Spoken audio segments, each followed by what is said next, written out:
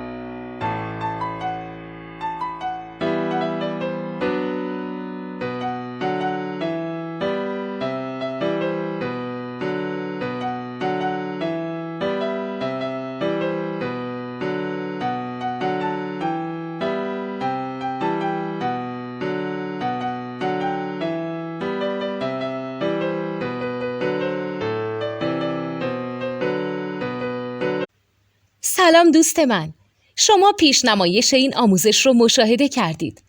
برای دیدن آموزش به صورت کامل میتونید به وبسایت نوت2 که مرجع آموزش موسیقی هست مراجعه کنید.